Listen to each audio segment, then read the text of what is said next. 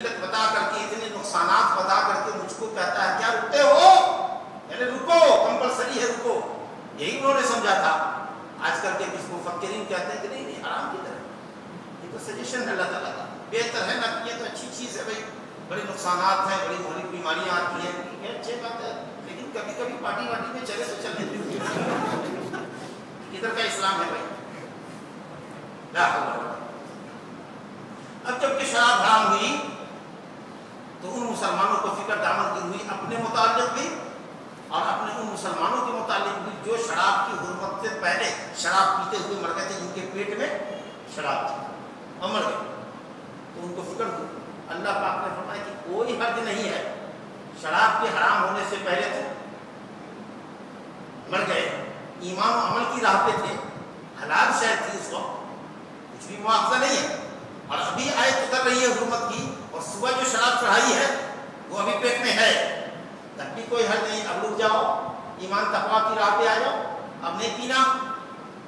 اور پھر اللہ نے دوبارہ کہا اور اگر ایمان لاتے ہو، تقویٰ اختیار کرتے ہو، احسان کرتے ہو تو اللہ بخشنے والا ہے. اس کا مطلب یہ ہے کہ شراب کی حرمت کو اترے ہوئے بہت سال ہو گئے، 1400 سال سے زیادہ پہلے شراب کی حرمت ہوئی. لیکن کچھ مسلمان ہیں جو آج بھی پی رہے ہیں، اگر ان کو ہم یہ آیت سناویں اور وہ آج صرف دل سے توبہ کر لیں اور کہیں کہ اللہ تم نے حرمت تو تب اتاری تھی، میں بھی جوان ہوئے کتنے سال میرے ہو گئے، میں 50 کی عمر کو آیا، 15 سال میں جوان تھا، یہ 35 سال میرے ایسے ہی پیتے پیتے گزر گئے، اب میں تیرے پاس توبہ کرتا ہوں. شراب کی جوئے کی حرمت آ چکی ہے، سودی کاروبار حرام تھا، میں کدھر بینک میں فکس ڈپوزٹ کرنے لگا، میں کدھر اپنے آپ کا لائف انشورنس کرنے لگا، آج توبہ استغفار کرتا ہوں الحمدللہ. چلو جو کمایا 2 نمبر ڈھنگ سے جو آیا اب اگر توبہ کر لیتے ہو اور راہ راست پہ آ جاتے ہو، اللہ کی عبادت میں احسان کرتے ہو، اللہ کے بندوں کے ساتھ احسان کرتے ہو، تو انشاءاللہ علماء نے سائنس دن کو بنائے کہ اللہ تعالیٰ معاف کرے. یہ درس ہے. اور اس سے پہلے کہ آج کا درس ختم کرے، ایک آیت اور آپ کے سامنے وہ ہے حج کے ایام حالت احرام میں، چونکہ مسائل کی آیت ہے اس لیے اس کو لیتے ہیں. اعوذ باللہ من الشیطان یا ایھا الذین آمنوا لا تقتلوا الصید وانتم حرم. اور اس میں آپ بہت حد تک ہمارا ساتھ دیں گے کیونکہ یہ مسئلہ آپ کے سامنے آ چکا ہے. سورہ نساء کے اندر ہی آیا ہوا ہے، سورہ مائدہ کی ابتدائی آیات میں آیا ہوا ہے. رب العالمین نے فرمایا کہ اے ایمان والو تم شکار کو قتل نہ کرو درا حالے کہ تم محرم ہو، اور جو کوئی تم میں کا جان بوجھ کر شکار مارے گا تو جتنا بڑا شکار مارا ہے اتنا ہی بڑا چوپایا، اونٹ میں سے، گائے میں سے، بھیڑ میں سے، بکری میں سے اتنا ہی بڑا چوپایا ہدی کے طور پر حرم میں لے جا کر ذبح کرنا، اور اس کا فیصلہ دو عادل اور منصف آدمی کرے گا. ٹھیک ہے. اور پھر اگر دوبارہ پلٹتے ہو تو یاد رکھو اللہ تعالیٰ انتقام لینے والا ہے، واللہ عزیز ذو انتقام. اللہ تعالیٰ غالب ہے اور بہت بڑے انتقام ہوتا ہے، اس کے احکام سے کھلواڑ نہیں کرنا. کس طرح کے شکار کو قتل کرنے سے، کس حالت میں، حالت احرام میں کس طرح کا شکار، خشکی کا یا سمندری؟ خشکی کا شکار، کیونکہ رب العالمین نے آگے فرمایا ہے احل لکم صید البر، دریائی شکار تمہارے لیے حلال ہے. فرمایا وحرم علیکم صید البر ما دمتم حرما، جب تک حالت احرام میں ہو خشکی کا شکار تمہارے لیے حرام ہے. اس سے پہلے کی ایک آیت تھی ایمان تازہ ہو جائے گا. اللہ تعالیٰ نے فرمایا ہے کہ اے ایمان والو اللہ تعالیٰ کچھ شکار دے کر تم کو آزمائے گا. ایسا شکار قریب آئے گا کہ تم اس کو ہاتھ بڑھا کر کے لے سکتے، نیزہ پھینک کر مار سکتے. صلح حدیبیہ کے موقع پر حالت احرام میں ہے، ایمان کی آزمائش ہے تاکہ معلوم ہو جائے، اللہ تعالیٰ جان لے، اللہ تو جانتا ہی تھا، وہ جنوا دے دنیا کو کہ اس میں کا کون مخلص ہے، کون پاجی ہے، کون ثواب کا مستحق ہے، کون عقاب کا مستحق ہے. یہ مطلب یہاں آتا ہے کہ اللہ جان لے تو اللہ جانے ایسا جاننا جس پر ثواب اور عقاب مرتب ہوتا ہے. دنیا جان لے،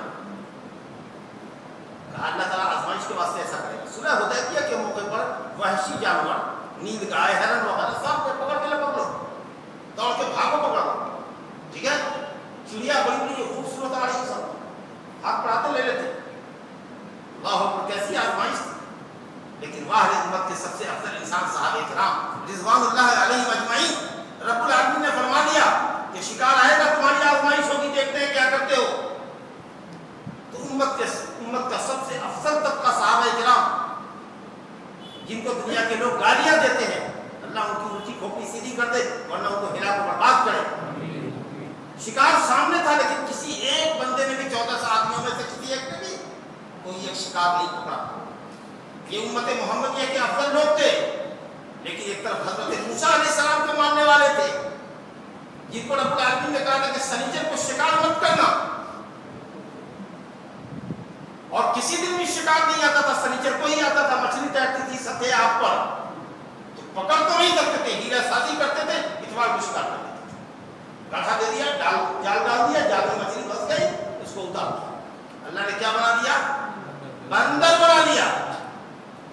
کیسی آزمائش ہوئی ان کی، وہ فیلیور ہوئے، بندر بن گئے۔ امت محمدیہ کے افراد نے اس چیلنج کو قبول کیا، ایک فرد نے ایک پرندہ نہیں پکڑا۔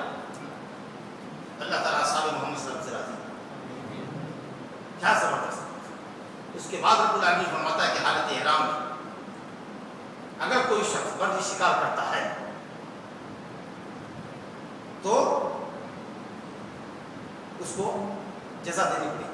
جتنا بڑا جانور مارا ہے اتنا بڑا جانور چوپایوں میں سے جو حلال ہوتا ہے تو قربانی کیا جاتا ہے اتنا بڑا جانور متعمدن کا ہے۔ متعمدن مانے جان بوجھ کر، جان بوجھ کرنے کا مطلب کہ ہم احرام میں ہیں، مار رہے ہیں، تیر مار رہے ہیں، یہ جان رہے ہیں کہ گولی سے بندوق سے وہ شکار ڈھیر ہو جائے گا، اور یہ بھی ہم کو یاد ہے کہ ہم احرام کی حالت میں ہیں۔ اگر یہ ہم بھول چکے ہیں کہ ہم احرام میں ہیں، دیکھا شکار دوڑ رہا ہے، دوڑتے دوڑتے دوڑتے دوڑتے نیزہ نکالے تلوار سے مارا، بیٹا بڑھ گیا،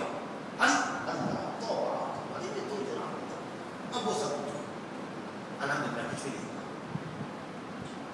لیکن جمہور علماء کہیں گے کہ نہ، گناہ تو نہیں ہوگا لیکن فدیہ دینا، نہیں سمجھا؟ کیونکہ جو کام آپ نے جرم کیا ہے آپ کو فدیہ دینا، یہ جمہور علماء نے کہا۔ لیکن امام محمد بن حنبل رحمۃ اللہ علیہ کے یہاں قول ہے کہ فدیہ نہیں دینا پڑے گا۔ انشاءاللہ ہم سمجھتے ہیں کہ راجح قول یہی ہے، جب اللہ تعالیٰ نے خطا اور نسیان کو معاف کیا تو کیا رکھا نہیں لگے اس کو۔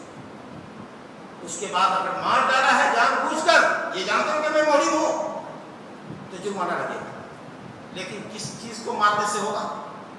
نبی صلی اللہ علیہ وسلم نے فرمایا کہ حالت احرام میں تم کوے کو مار سکتے ہو۔ وہ کوہ ایک خاص قسم کا ہوتا ہے جس کے پیٹھ پر یا پیٹ کے حصے میں سفید دھاری ہوتی ہے، یہ کالا کوہ نہیں، کڑو نہیں، یہ کوئی دوسرا کوہ ہے، اس کو البڑا الابقا کہا گیا، اوپر پیٹھ پر سفید یا نیچے سفید کہا۔ دوسرا چیل، تیسرا کہا چوہا، بہت بدماش ہے تو چھوٹا سا لیکن مت کچھ کتابوں کو کاٹ ڈالتا، چمڑے کے کپڑے کاٹ ڈالتا، جی لالٹین کی بتی نکال کر کے رہتا، گھروں میں آگ لگاتا، جی اگر وہ شارٹ سرکٹ سے آگ لگتی نا تو یہ چوہا اور یہ جو چھپکلی ہے مان لو تار کاٹی اپنے بھی جلی پورا کر دیتا۔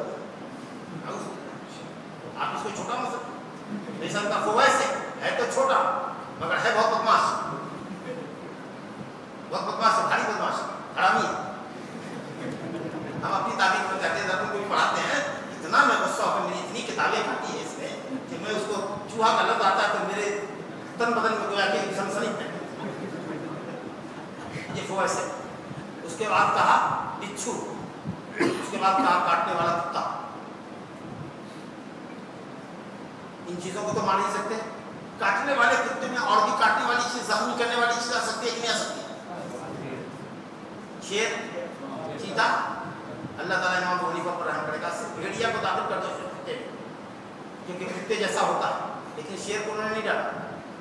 تو علامہ قرطبی مالکی نے کہا کہ امام ابو حنیفہ پر تعجب ہے کہ انہوں نے البر بالبر، جو سے گیہوں سے سود کے معاملے میں کہا کہ وزن، ہم وزن چیز جو ایک ہی طرح کی ہو اس کو نہیں بیچتے کیونکہ قید اور وزن علت ہے، آپ کو یاد ہوگا، ناپنا تولنا۔